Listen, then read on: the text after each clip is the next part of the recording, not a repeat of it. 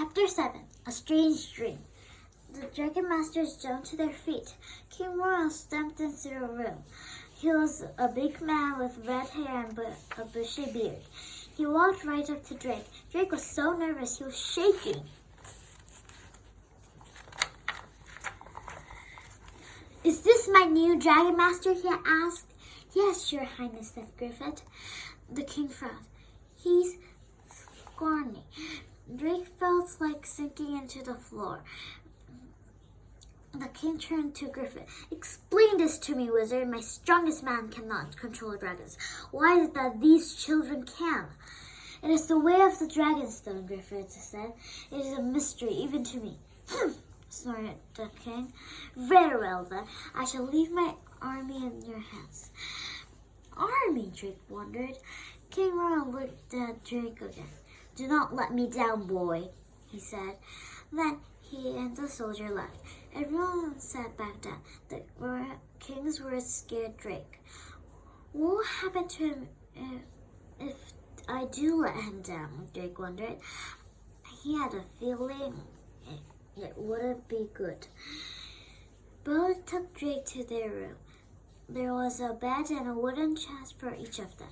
There was also a desk for them to share. A jug of water sat on the table. "That is your bed," both said, pointing. Drake climbed into the bed. The moon shone through a small window. Drake looked over at Bo. He was already sleeping peacefully. Drake soon drifted off to sleep too. All of a sudden, he was in a dark cave. The air in the cave felt warm.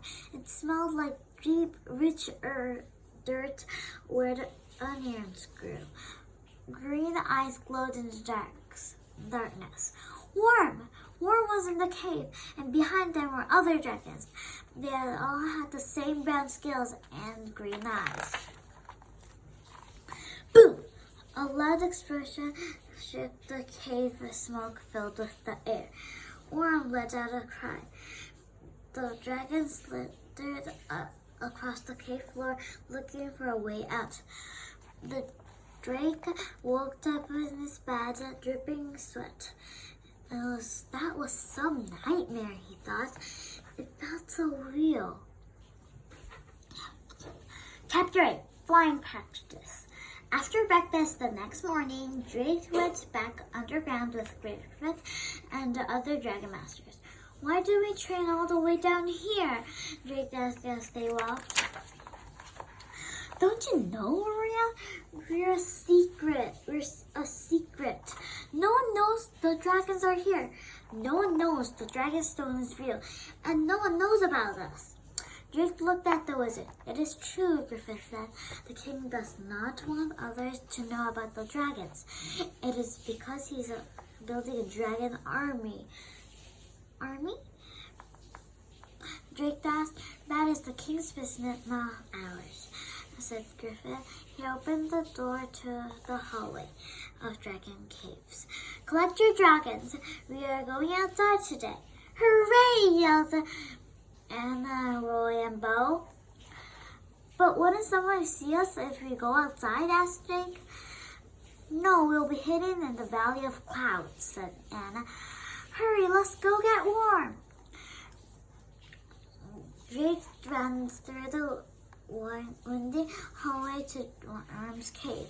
Worm raised his head and looked at him. It reminded Drake of his nightmare. He shivered. "Come on, Worm, we're going outside," Drake said as he opened the gate. Worm crawled out of his cave. Griffin led them all down a dark tunnel. The tunnel opened up to a bright field of grass. Tall hills rose up on all the sides.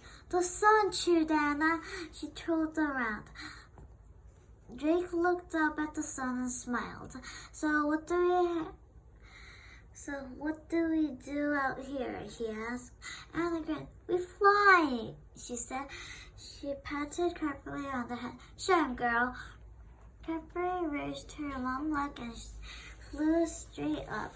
She looped and swirled in the air. Drake watched her, shading his eyes from the sun. He had never seen anything like it. Wait till you see Vulcan fly, Rory said. Vulcan, circle! Vulcan flapped his big red wings. He flew up into the sky and circled the field. Wow, Drake said. He looked over at Bo.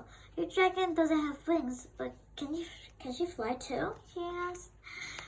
Bo nodded. She doesn't need wings, she said. She'll please fly. She floated up off the grass. It is like she's swimming through the air, Drake said. Yes, said Bo. How she flies is very much like how one swims. She can ride the winds. Drake looked at Worm. His tiny wings did not look like they could lift him. How about you, Worm? He asked. Can you fly too? Worm just stared at Drake. He didn't flap his wings. He didn't even move. It's okay, Drake said. He thought of how scared Worm had been in the nightmare. We can watch the others. Drake sat on the grass. He put a hand on Worm's back. The dragon moved a little closer to him.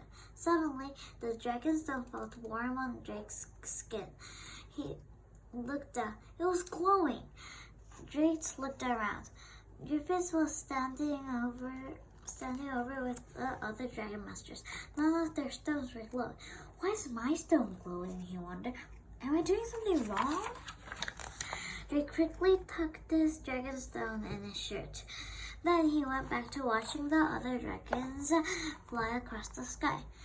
This is it for this video, and I hope you enjoy it. Bye!